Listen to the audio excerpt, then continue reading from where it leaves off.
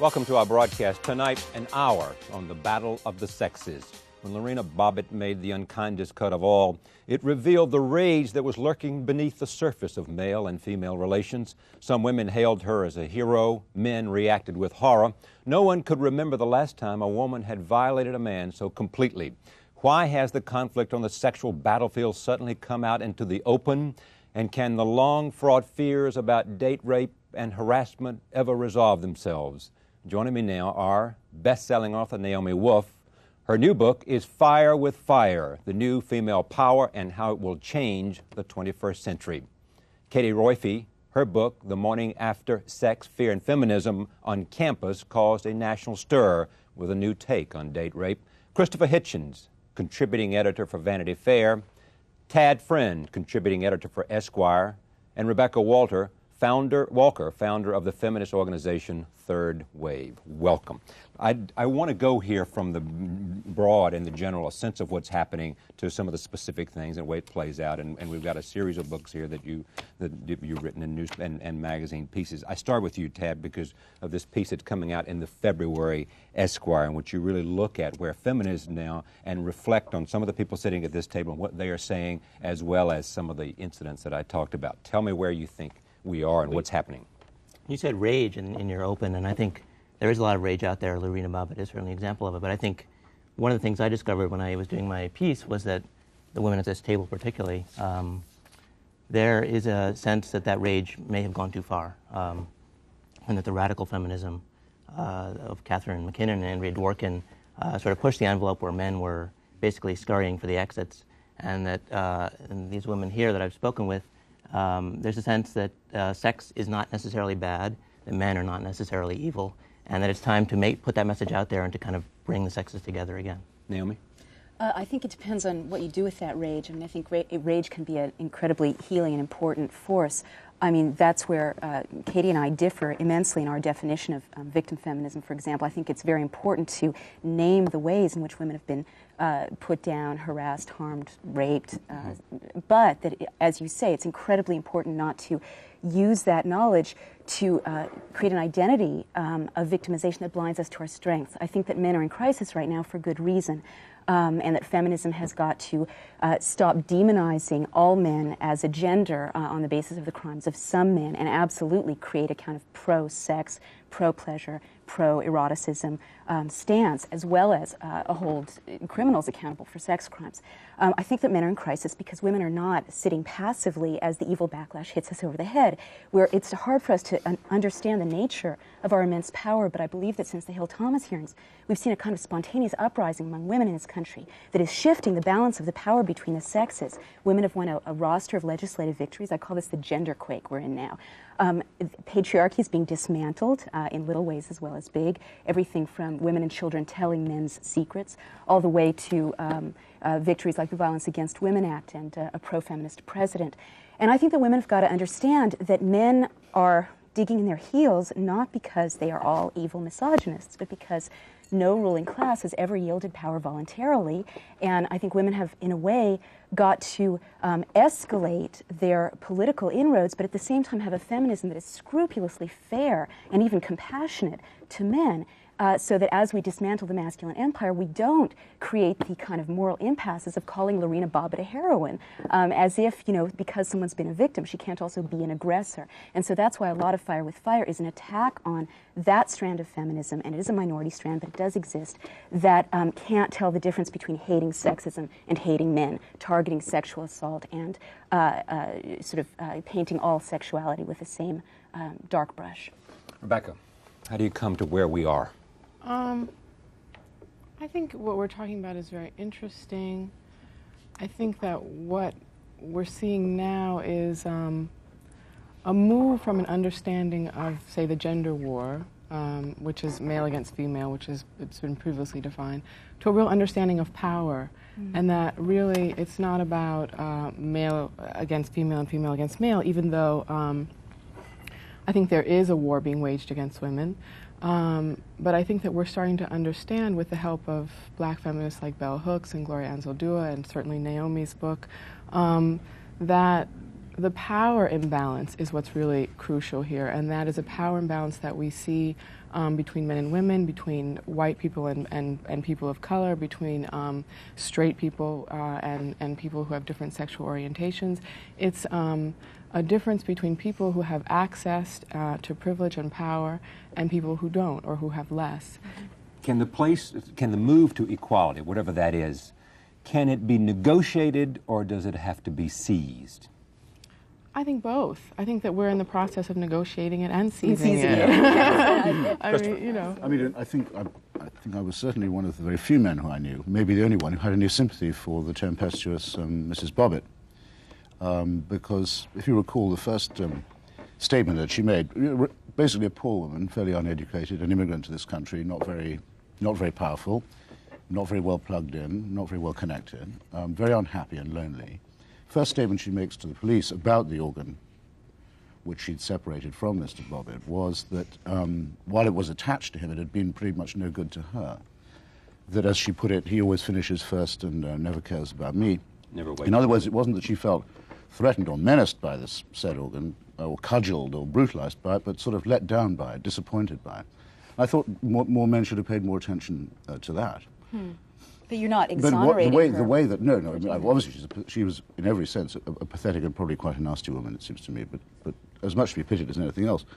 The only way that you can't get any sense out of this discussion is if you assume that that she was wrong to say that. In other words, that women are asexual, which is the assumption made, it seems to me, in a lot of the date rape literature and a lot of the Catherine McKinnon and Andrea Dworkin type commentary, that women are basically not sexed, and that... They don't say that. No, this is where the reason why a lot of men are being sort of driven to the right, so to speak, the sexual right, is because they sort of know that's not is true. Is the sexual right, I mean, where is the sexual right? I mean, is it... Men hating women and thinking that they all plan to cut their things off and or so the on. attacks on feminism and all of that, is that where men are treated to the right? And the fear and the boring endless sort of Rush Limbaugh type joking about it that's catching on, is that men sort of know that that's not true and that it's hypocritical. And they know that women would, or they ought to know, I would like to argue anyway, that women would be the losers if the chaperone came back on campus and for teenagers. That's something that I've been trying to argue, is that a lot of contemporary feminism, and certainly not, and I'd agree with you, Naomi, certainly not all of contemporary feminism, but a lot of it does seem to emphasize a kind of female sexual vulnerability, the idea that women are sort of always about to be violated, always offended by someone's dirty joke. And I think that this is dangerous precisely because we are sort of promoting this idea of women as asexual, things like the Antioch rules that got a lot of attention I still earlier this fall. Explain the Antioch rules. Okay, the Antioch before we go, rules, which was on the cover of the front page of the New York Times. Right, which was basically a code of conduct saying that you have to ask permission at every stage of the sexual act, and that is, can I kiss you? Can I hold your hand? Can I unbutton your blouse? And not just, and I talk to students at Antioch, not just the first time, but at every sexual act. And I think the problem with these rules is the idea that, which is really the idea, first of all, that women are unable to express themselves and communicate, and also the idea that every sexual encounter is so dangerous that we really need this kind of protection, and that's... But I don't think at all that's what most feminists are saying, or that even that those rules... Nor indeed what I was saying, although you called me a rape crisis feminist because I pointed out that there is in fact a rape crisis epidemic. What my problem with the way you cast sort of all women who talk about sexual victimization as sort of prudish Puritans is that it seems to me that your sometimes quite important argument that in many ways dovetails with some parts of Fire with Fire is founded on sand, because you want to wish away the fact that there really is a rape crisis epidemic. Well, I didn't make up this, pointed out, we all want to wish it away. I mean, I'm not denying... But I think it's more ethical to say there is a sexual assault epidemic, and how do we acknowledge that, fight it, and claim that women are sexual agents, sexually curious, can be sexually objectifying, that we are not saints, nor should we have to be. Look, just before we leave this Antioch thing, because I was as surprised as you were too, to read on the front of the New York Times the words, "May I put my finger in?" I never expected to read that on the front of the good old grey Times. And I noticed that it followed instantly. It was stage 4 after "May I remove your bustier?" I no doubt they call it in Antioch. I don't know what it is. Anyhow, I thought to myself, there are at least 3 things wrong with this. One is, from the male point of view, it's insulting because you have to do all the work. on this assumption. From the female point of view, I think it's insulting because it means the men also have to do all the talking. And third, and let's see if we can say this on the air or not, it seemed to me that it had, and not accidentally, it had abolished the clitoris. Right. There was no. Say it again. It was. Let me put it like this then: the clitoris had been elided in this. Now I can't believe that that's an accident, because if you mention that, you mention that women are, in some sense, keenly motivated for sex themselves, and that's the thing I think Antioch is as reluctant to face as the perhaps whoever is the sub-editor. Let me just say a couple of things. Go ahead, Katie. Now. Oh, I was going to say, I mean, obviously we can all look at Antioch and say Antioch is sort of an extreme. I mean, this is not the representation of sex on campus. But the reason I think it's interesting is because this is an extreme that captures something of the spirit of the times. It captures something of, and you talk to students on campuses, and they really are, you know, sort of talking about sex in these kind of terms and talking about consent in these kind of terms. Right, and the idea that men are the sort of sexual aggressive animals and all men are potential rapists. And by the way, signs at Columbia saying, advertising and Take Back the Night March saying too many penises got away. You know, and this is Columbia University, and I think that I'm supposed idea. to say ouch when that's said, you see, but I just think, oh, please, is all I Well, I mean, I think, Katie, you know, I've been on college campuses at the same time that you've been. I think we both are around the same year. And the women that I talk to, that are my friends that have gone to school with me, don't say things like that. When we talk about sex, we talk about what we want. We talk about the orgasm. We talk about clitoris. We talk about, you know, we talk about all the different ways that we can get pleasure. We talk about how we should broaden our vocabulary around pleasure.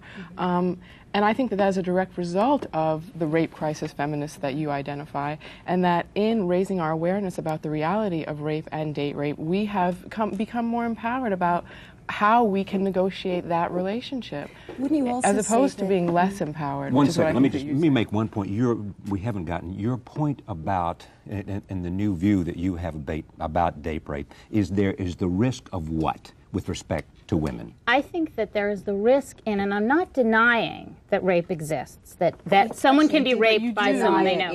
I do not deny it. I think you're not reading carefully. I don't believe that there's a rape crisis. But I do think rape exists. Rape is obviously a problem. There's a rape crisis. Let me finish my. Let me finish. Maybe if I just finish my point, and then we can argue against it.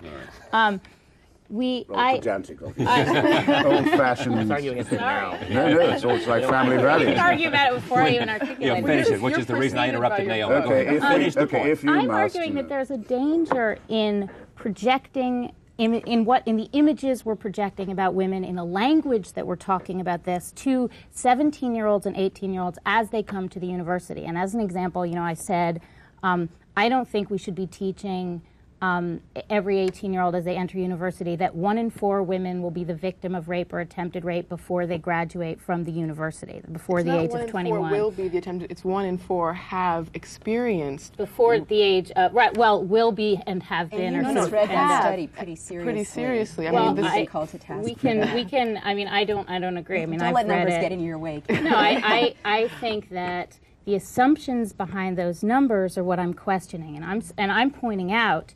And I believe those numbers are seriously flawed for the reasons that we may or may not want to get into the technical details. But I do think that the problem is that what we're teaching, my point is that we're teaching women that, you know, they need to be worried when they go out on a date, that all men are potential rapists, that there's a danger in projecting this idea. I mean, and I quoted the American College Health Association standard pamphlet, which says, when someone starts to offend you, on their women's side of the column, when someone starts to offend you, tell them firmly and early.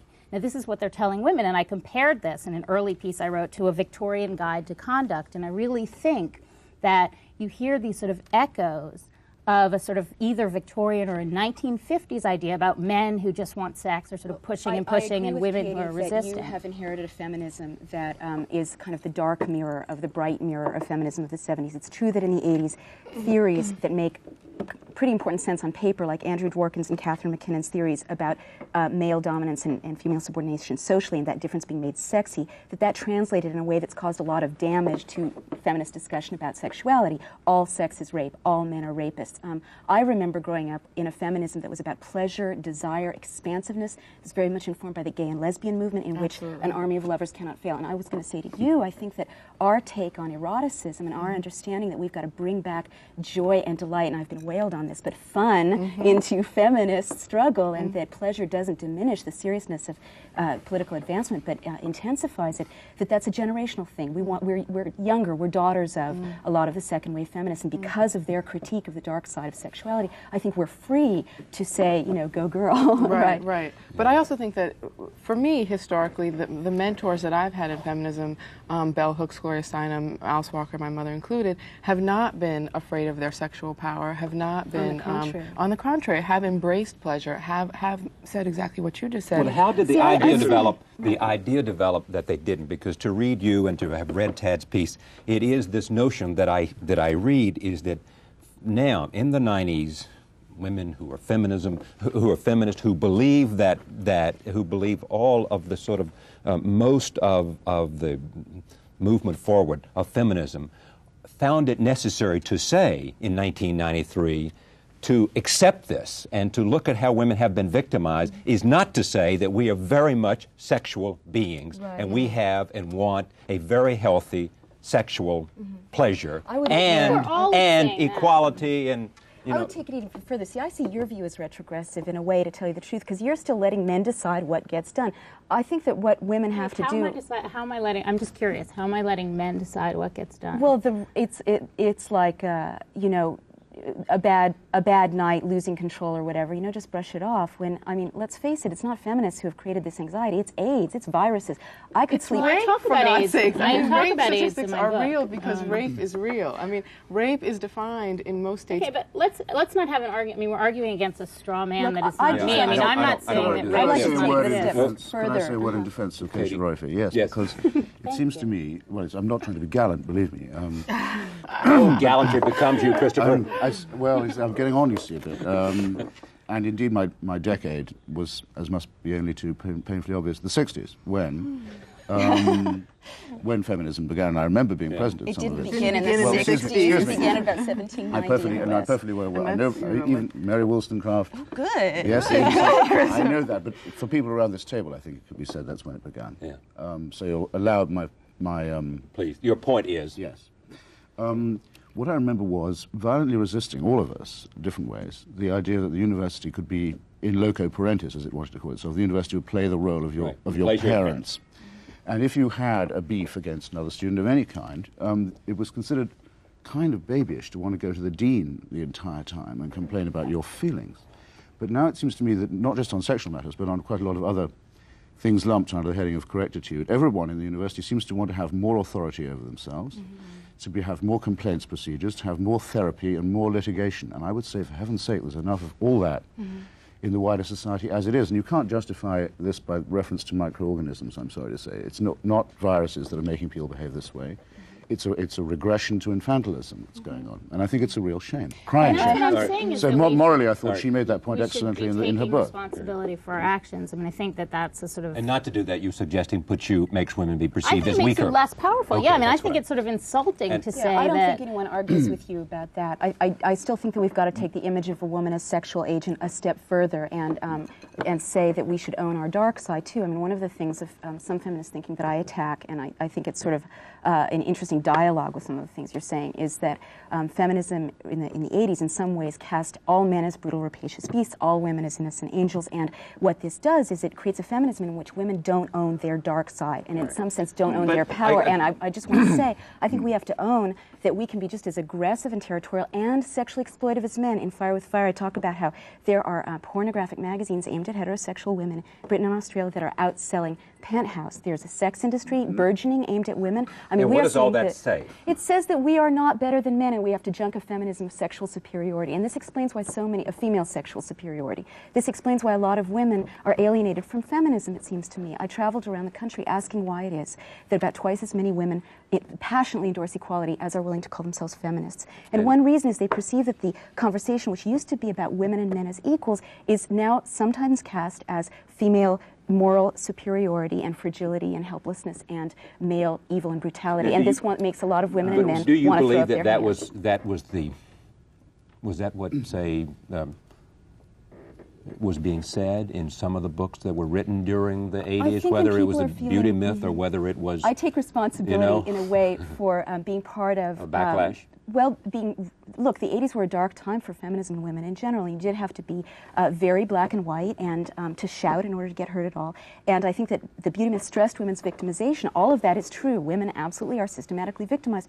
But if I were going to add a coda to it, I would also look at women's agency, creativity, curiosity. And in Fire with Fire, I look at not just how half empty the glass is, which is what feminist discourse has been doing in the 80s, but also at the fact that it's now half full enough for us to begin to tip the balance of power between the sexes. Two things I need to say here. I don't want this just to be a discussion about feminism. I want to really I want to go beyond that, and with that as part of the values that we're talking about. But the subject matter here is, where are we in terms of the conflict between men and women, putting feminism as one context for that. And I want to specifically point to the piece that you wrote and bring that forward and back to the center of the table. Well, one thing I think is interesting, I think women, I think men, liberal men are put in a sort of, or liberal enlightened men are put in a sort of odd position of being sort of feeling guilty and saying, yes, those are all good points, we agree, and feeling like, well, I apologize for that frat guy, I feel bad, but it's sort of you feel like you're in a reactive position. I think most of the women here would feel more sort of spiritually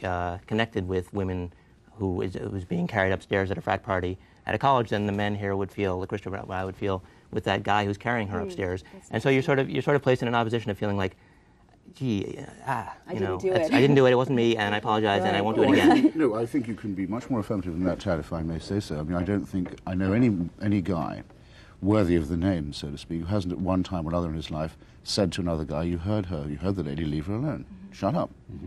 Move on, I mean, that's part of what it is to be a man, is to be able to do that. And therefore, I think, and by the way, can I mention a piece I've written, since everyone else is plugging their stuff? Go ahead. I've got a piece coming up soon about the work of a feminist author who isn't here, but who I admire very much, called Elizabeth Fox Genovese. Yes. And she's reviewed you, in fact, hasn't she? I think so. Now, she says one of the reasons why so many women are not describing themselves as feminists these days is because it's not relevant to them, because the struggle for existence for women at the moment is quite grim, and it's usually centered on the very important fact of bringing up children.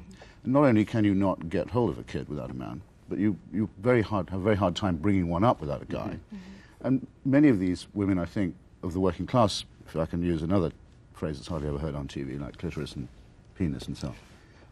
Working class? Working class. They often hear that. They think of feminism as something that maybe is bad-mouthing their brothers and their husbands and their fathers and other hard-working guys who they know and quite like. This is another complaint also of a lot of African-American feminists who say that white middle-class feminism has been cast as women against men, and that's why I think our generation of feminists is very interested in saying this is not a gender struggle of women against men. This is about women and men against gender injustice. Well, let me just ask this question then to all of you. Are we on the wrong track here? If we look at the Bobbit case and we look at all kinds of things, are we wrong to say there seems to be, in the 1990s, a conflict between men and women? It's a death grip. I mean, I believe we're in a civil war, but it's not just a war against women. It certainly is a war against women. It's also a war against men and masculine privilege.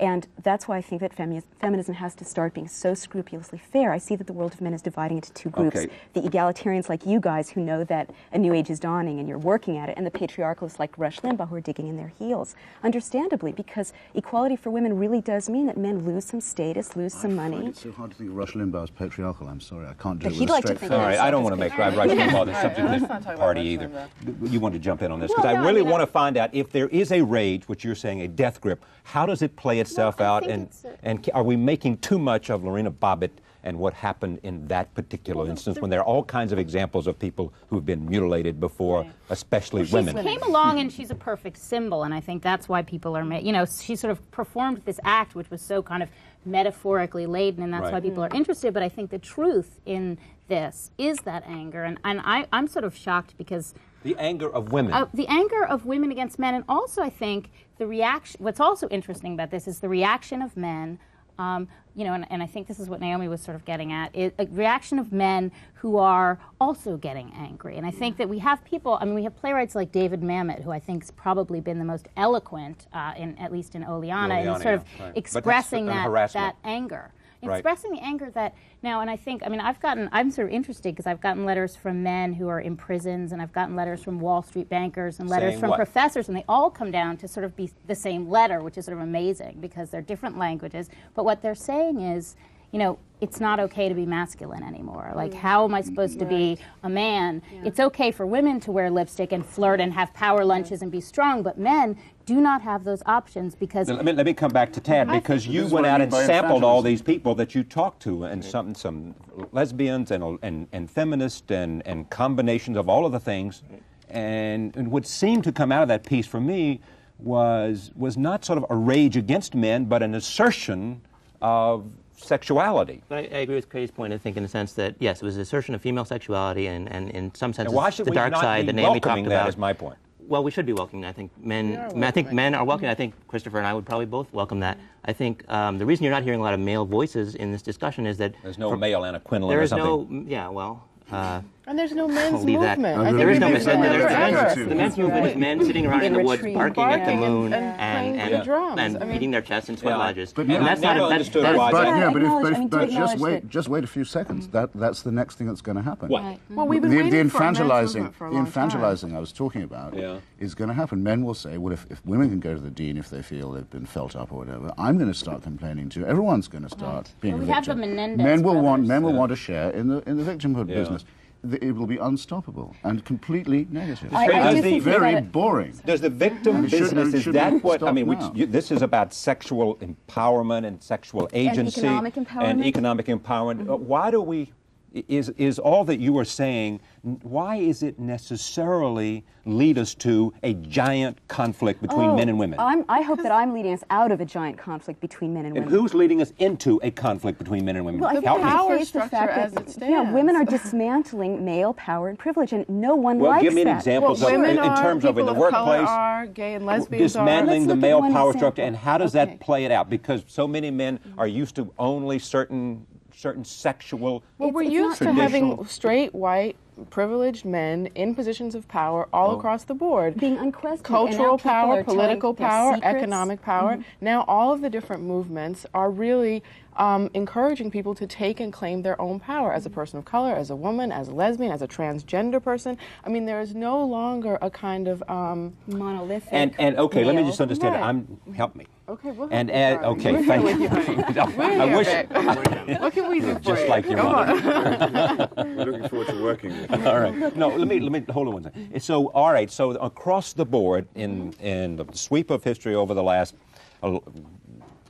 period of time, the 21st century, in the 20th century, the sweep of history, and feminism as the most important movement, the women's movement, the most important movement that we've all felt has witnessed a gaining of power by women in the workplace and a lot of other places. And part of that process has led to grabbing power from men. All right? Working for power. And working from power. And therefore, now it's reached the sexual arena.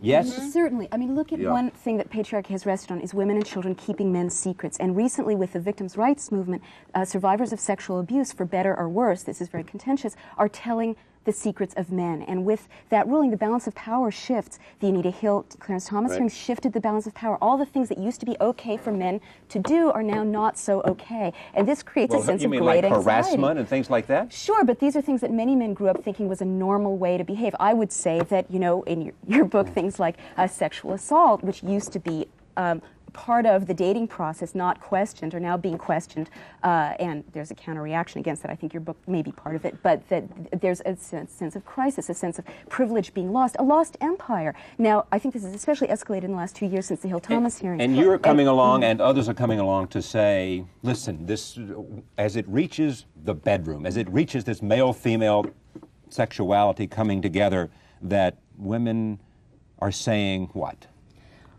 Women are saying we want we to... like it, we want it, we can well, meet you. not just that, but we want to negotiate this sexual contract from a position of strength. And I think that a lot of new feminists, or sort of recently resurgent feminists, are saying we don't want to just be perceived as helpless, passive victims. We want to account for our victimization, but we also want to say we are curious, we are sexual, and this is part of our potency, and this is part of our humanity, and we don't want to be split apart. I think women are sick of being split into we parts. understand how powerful sexual power is, and I think that anywhere from what my mother was on talking about with you last month, genital mutilation is a great example of the extreme of a culture or of the patriarchy trying to restrict women's sexual power. Right. And that when you cut off a woman's genitals, when you cut off her access to her sexuality, whether that's through genital mutilation or any of the forms that we know it, then you are cutting off one source of her power. Which is, I think, is the exact reason that there was such, I don't think glee is too strong a word to use, in the Lorena Bobbit case, because it was finally turning it around and saying, oh,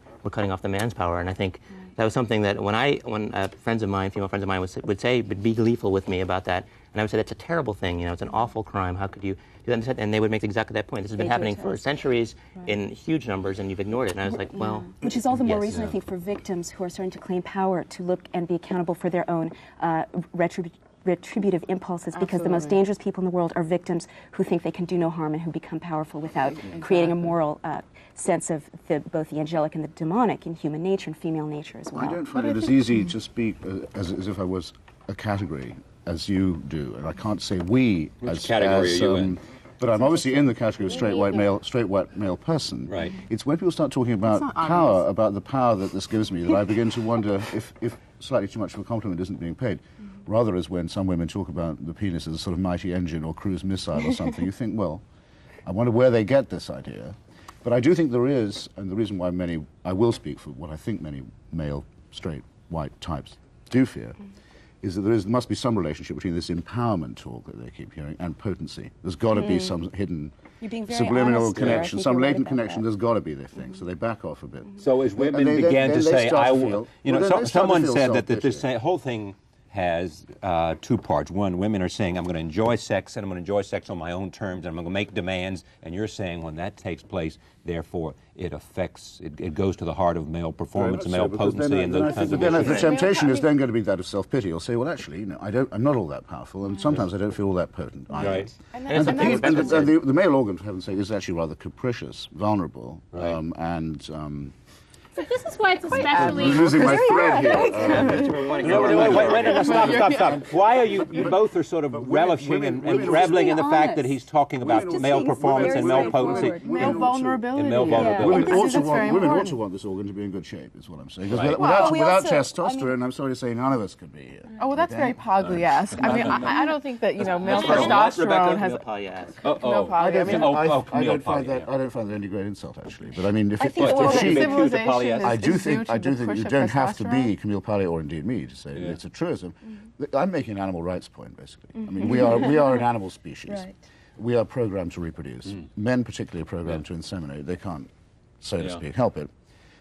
That's just as well, really, because without testosterone and erections and other things of the sort, none of us would be here. Now, I think that, rather as you pulled me up by saying there was feminism before the 60s, I'm quite ready to acknowledge, I think that point was understood before Camille Paglia. Well, but Wouldn't you agree to that? Well, but I wouldn't say that, as in her point that, that push of the testosterone is what built great civilizations. I think that the relationship between the sexes, I think that communities, cultures, I think there are so many other elements to the creation of civilization and to our world as we know it, obviously. The women are creating civilization out of their own erotic consciousness and erotic drives. But I think that you're very brave and honest, and I would like to see more of this in the 90s is a little sort of synthesis But aren't of you the saying also that sexes. part of with women's sexuality is also beyond enjoying sex and saying we're going to have it on some of our own terms, you're also saying that women engage in things that being a feminist forbids you to talk about before in terms of certain kinds of fantasies and a whole richness of sexual? I do say that in Fire with Fire. I talk about how even though I have been a public feminist now for a few years, one of the reasons I wrote this book, which in some way offends certain orthodoxies of some feminist discourse, is that I was uncomfortable not being able to tell all the truth about my life. And all the truth about my life isn't as prescriptively mutual and liberated as, you know, some people want to imagine sexual relations to be. All I mean is, just as you say, I say we have an animal nature. You know, I, for sexual passion, have done sort of abject things, and so have men, and you know, so does any human being. And I think that we've got to stop having these sort of Artemis-like demands for sort of sexual exemplariness, and start to have some compassion and even some sort of liberated enjoyment of the fact that it is not so straightforward, and that the desire to give and be given, to own, to possess, to yield is very much part of the dance between the I mean, sexes. I think it's great that you're saying this, and I think it's great that you sort of, you know, complicated your position since you wrote The Beauty Myth. I think that this idea that men are also vulnerable and that women are also aggressive and that we all have these sort of passionate feelings and that everybody's sort of confused, especially when they're 17, that this should be, I mean, it's strange because we say these things and they sort of seem like a revelation. I mean, it sort of seems like, and to me it seems like this, we should be thinking about this as common sense. Like, men are vulnerable, women are also aggressive, women do have sexual desires.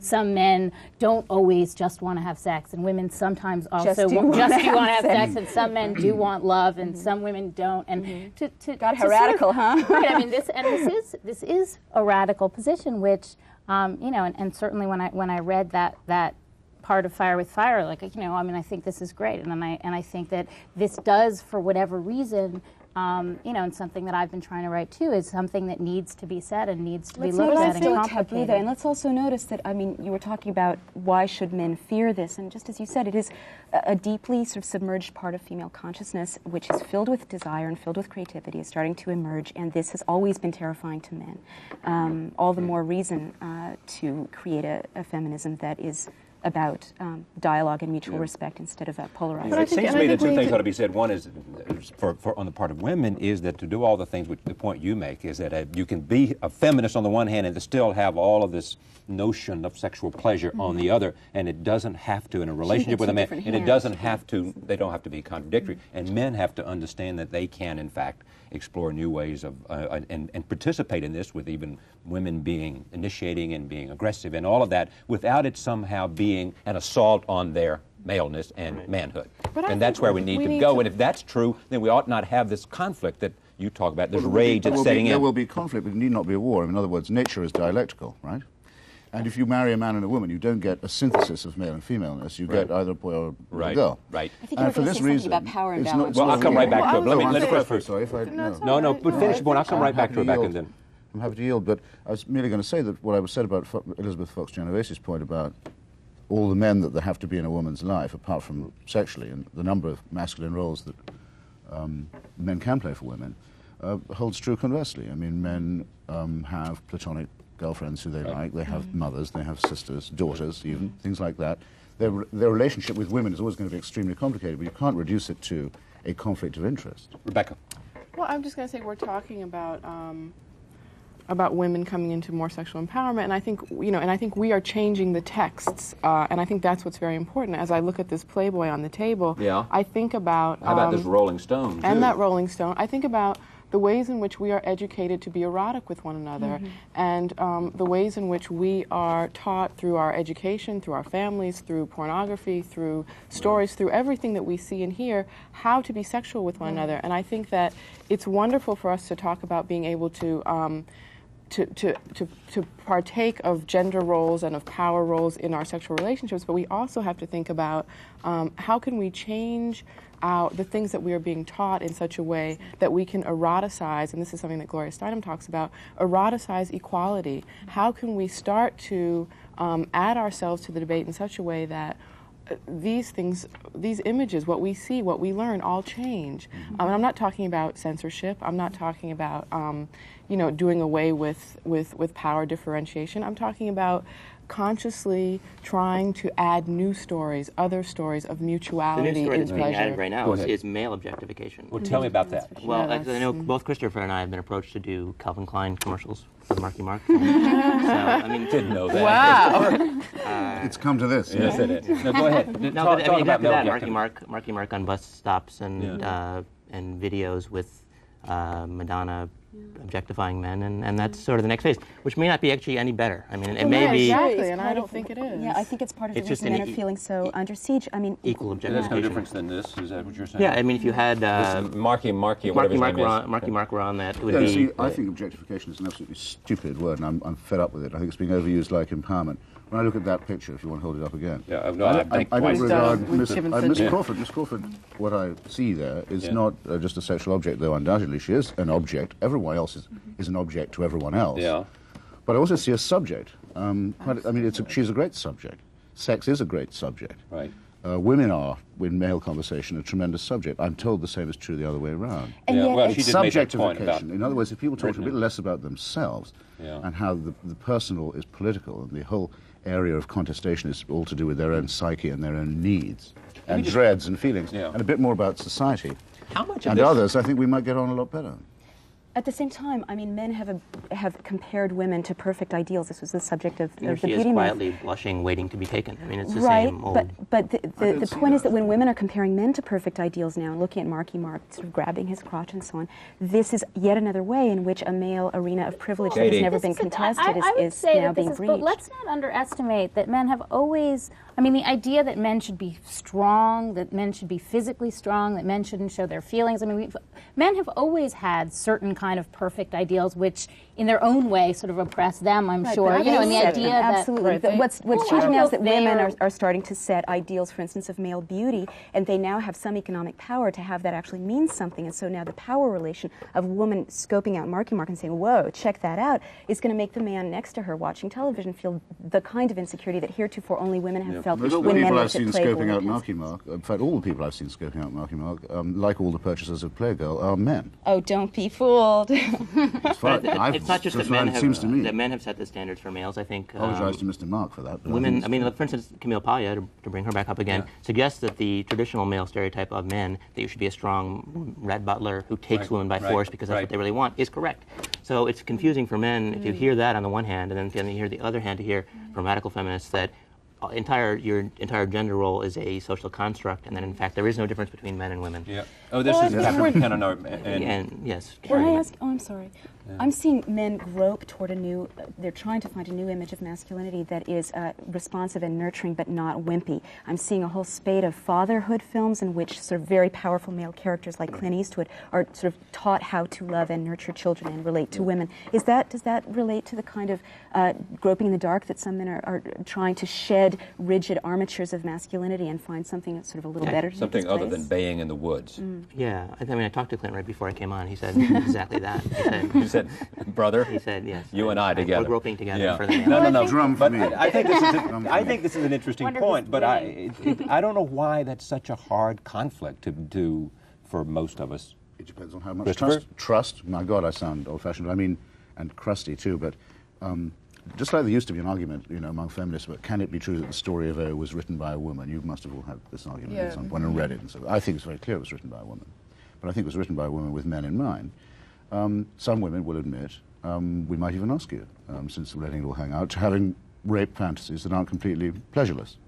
But that's up to them. It doesn't mean that Getting that into doesn't murky mean waters that. No, I here. know we are. Can we go Doesn't back mean, to- but they're entitled to do that. It may be pleasurable sometimes to imagine being ravished. Well, no, but it's also Doesn't, true that that since we're doesn't little mean that girls, anyone we has see the right to scenes jump of- out while you're trying to get the groceries home and manhandle you. But do know that part of the reason women have those fantasies is that Hollywood puts a glamorized, sexy rape in 1 movie out of 8. So little girls grow I up would be not seeing very images surprised of if female that was the reason. desire. I've met women who don't What much do go you to the think movies. is the Yeah, you reason, think it's just Christopher? natural? I don't know, but I have been told by women who trust me, in other words. Yeah. Okay? Yes. That they do have such. Yeah, but these are not fantasies. organic. And I think it would be insulting for me to say, "Oh, I see, you have those fantasies. You've been watching too many movies." That would be an the incredible whole- thing. but That would be a very pleasure has poor been reward for a constructed- woman revealing her intimate thoughts to you, wouldn't it? I think what's more interesting is Accuse her what of being a cretin. I just think it's obvious that when women have hot, erotic images of female desire and mutuality, they respond to those just as if all they ever get to see are glamorized rape scenes. That's how they imagine sexuality. Same with men.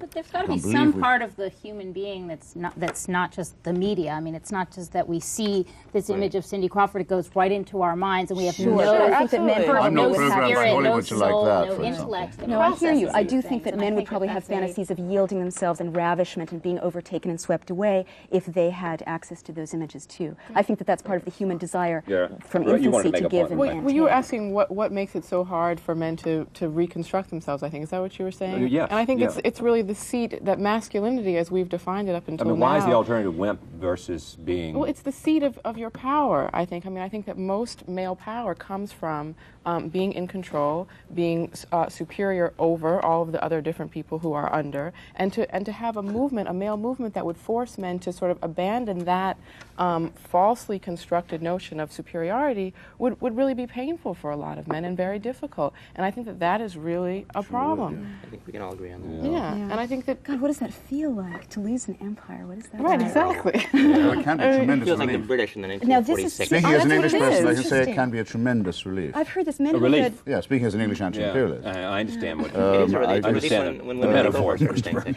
No, I wasn't suggesting that you didn't, interesting. but I mean, I think you might some not have men- known what my pre-existing attitude to Some men empire who was. have read some of the new feminism say just that it's a relief to imagine that sort of strong women are sort of helping to dismantle the onus of having to do all of the sex. I think the way or it's all going of to the work is that economy. women are going to, I mean, when we're talking about earlier about whether it's being seized or negotiated, I think seized basically is the way it's going to work. I to mean, be seized. Yeah. I think, But I don't haven't think men the are, I don't strongest- think voluntarily. Haven't strong men respect- always like strong women? I mean, don't you think that's...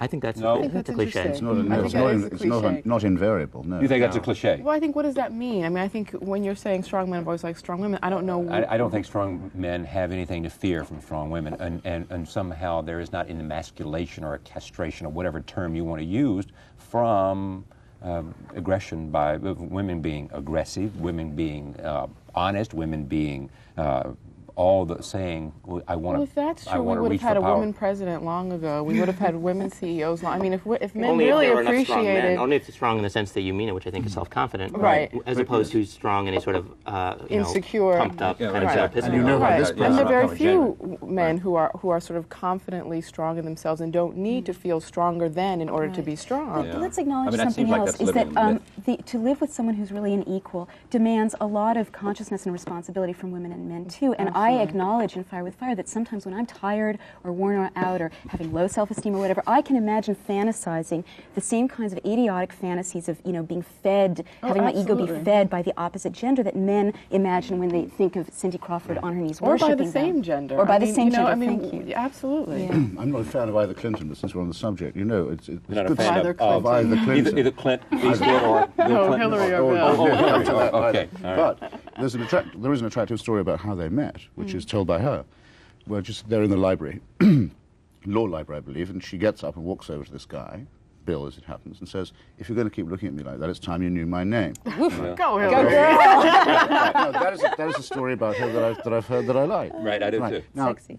when I you do too. when you think of what you More know women is should now, be that way. what is now going on in the libraries and campuses of this country, where men and women are sort of sitting on opposite sides of the thing, Well, Katie, looking come at in. each other Not in at sort my of school. Listen, I travel. juvenile fear. I'm glad to hear it. I But we travel know- all over we the know country, that. and the far more common thing that I see, and I've been to like 40 colleges in the last year, is campuses where no one has ever heard of date rape as something that is not right, colleges where you don't mention this. It's a vested interest on college campuses to cover up sex crimes against women, because that's the last thing parents want to hear about, and you've got to address that economic incentive to play it down. And it's so much more common to hear about, the gang rape, and that when the woman tried to press charges, she was hounded off campus, than to hear about the, I think, quite rarefied situation that you Well, write I mean, about. the pamphlets that I'm quoting are the American College Health Association pamphlets, which are given to every, which are in every health center, in every university, and that they take You back are the night again march that I'm. re-victimizing the people that you're talking about. I think that when I got those pamphlets my freshman year at Yale College, I sort of briefly read them and thought, oh, how interesting. I mean, I didn't follow them as doctrine. I didn't get all worked up about, No, how but I see students disempowered who I are. was. I see, I mean, there are students who are embracing these ideas. I mean, the play, which I quote, called "Calling It Rape," which was written by a Harvard student, based on, you know, where she starts out with the To His Coy Mistress, the Andrew Marvell poem, as a poem about date rape and verbal coercion, and that this stuff is in student newspapers. No one's This going to stuff disagree is, with you you know, that the expanding idea the that, definition of rape and harassment is a bad idea. I just think that well, many people do disagree with me. First of all, there's definitely people who are disagreeing with me with not about that one. point. No one's interested in seeing expanding of legal definitions of rape or sexual assault. But I do think that it's important to teach young women that saying a sexual no is one half and that saying a sexual yes is the other half. And I think we're probably all in the same boat on this one. Yeah.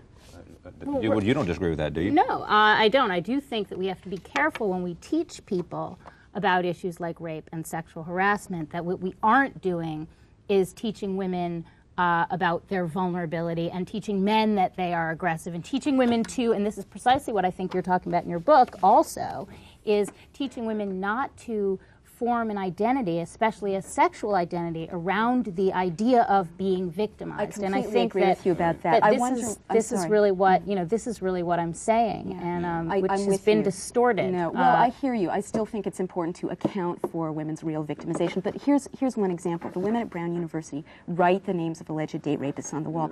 You might say, and I don't want to put words in your mouth, come on, girls, get a grip. Get a grip. I would say that writing the name of an alleged attacker in a private feminine space where it's not fair to him, it doesn't do anything, and that these are the elite young women of the country, is stopping at victim feminism instead of moving on to power feminism, which is take over the university, put your tuition into escrow, march, etc., until you get decent, fair, honorable sexual harassment and date rape grievance procedures that are open and fair. And to women. I don't know whether I think voice. those names in the bathroom are going to mean anything. I don't know what you'd think about at Columbia, where they put posters with men's names publicly all over the campus, that's bad. who are alleged Well, I tell you date what, rapists. there's a very important counterpoint to that, which offends a lot of civil libertarians of all genders, which is not the redefinition of rape, but the redefinition of evidence, and the idea also that you can be accused by someone whose name you don't know. Right, that's problematic. I think that The anonymity of the one, in other words, corresponds to the proclamation of the other.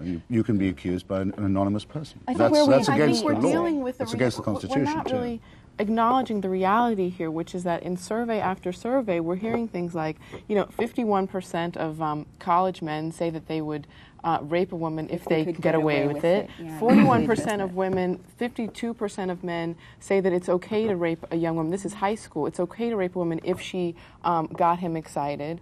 The study These that are you very slippery statistics. but they're not that slippery. It's that Disraeli quote, there are three kind of lies, damn lies, and statistics. Okay, that's not going to fly here. I'm sorry. You haven't read the primary sources, it seems. There's masses and masses of evidence about this. It's something that you're found it. Look, it's smart to say that women should not create an identity out of their victimization. It is absolutely right on target, and we both say this in different ways. I say it in Fire with Fire, that it's more socially acceptable for women to seek power through victim status than by saying, give me money, give me status, give me recognition, give me sexuality. But I still think that we can't build our castles on the sand. We have to acknowledge that women are victimized. Let me just come back to Tad one more time. In this article that I read in Esquire, it's coming out in February, that I've been. Tell me where, when you left that, having read this, having talked to a lot of people, including some people here at this table, I mean, where were we going? And you use this term, do me feminism. And I mean, you also talked to a lot of lesbians, you talked to, and a lot of people who looked at the gay lifestyle, and you incorporated a lot of this. Where did you leave it, and where are we going, and what was your sense of it? Well, I think, somewhat to reiterate. I remember the last, to interrupt you, I remember the last point you made in the piece, as I remember it, was that, there was a reference back to Lorena Bobbit saying that saying the men, I think a lot most of women wanted it to stay attached too. Well, I think saying that men prefer the penis attached, and the good news, I felt, talking with people like Naomi and Rebecca and Katie, was that a lot of women do too. Right. I think, to reiterate somewhat what I said at the beginning, the sort of the anger on the dark side has pushed things out to where we have the Antioch, and we have Ted Kennedy putting a bill through the Senate for stopping kindergarten harassment. And that pendulum has swung, but I think the pendulum is beginning to go back. To be some bridge to the audience, the anger on the dark side had to do with the extension of where feminist thought was going in the 1980s? Yeah, I think the sort of radical feminist idea that, to grossly oversimplify, that sex is bad and men are evil, and sex and pornography makes them that way, to sort of grossly. Which is really a minority, you know. Yeah, no, it has been, it very is. It has been blown influential. up in the media, Right. but not Albeit by a minority, it was Not by us. influential. Not by us. And you know, here is my. That's really important. We've gone over this, but I want to just come back one more time. What happened to make people realize the need to write this kind of book? The last time this title will be mentioned on this book, Fire with Fire. I think that After 10, it's enough. But what caused those who to recognize this, that to lead to the do me feminism? And you're one of them, so just quickly. I'm not sure what demi-feminism is. Do me, D-O-M-E. This is the word we use in the article on Right. we're doomy feminists. too many Yeah, feminists. you're do me. Oh, Right. okay. I'm glad to know. Our agents. Well, you're present at the birth of a new phrase. I I see. think that for me, writing and becoming a sort of an out feminist had to do with hearing so much again and again that young women were not identifying with feminism, Right. and feeling that kind of alienation from a movement which has transformed their lives in ways that many of them don't even recognize, and that can further alienate them from activism or thoughts or ideas that could enhance the quality of their lives, made me really want to try to bridge it somehow, to try to understand where they were coming from, to try to put the feminism together with their lives and Okay, I make gotta it relevant go. again. I'm out of time. I thank you all. Let me just mention Katie's book is called The Morning After: Sex, Fear, and Feminism on Campus, and Naomi's book is called Fire with Fire: The New Female Power and How We'll Change the 21st Century. Tad's article coming out in Esquire. You're coming out in Vanity Fair at some point. Third and, Wave. and Third Wave is Rebecca's organization, and I'll be here next time. Thank you for joining us. See you next time.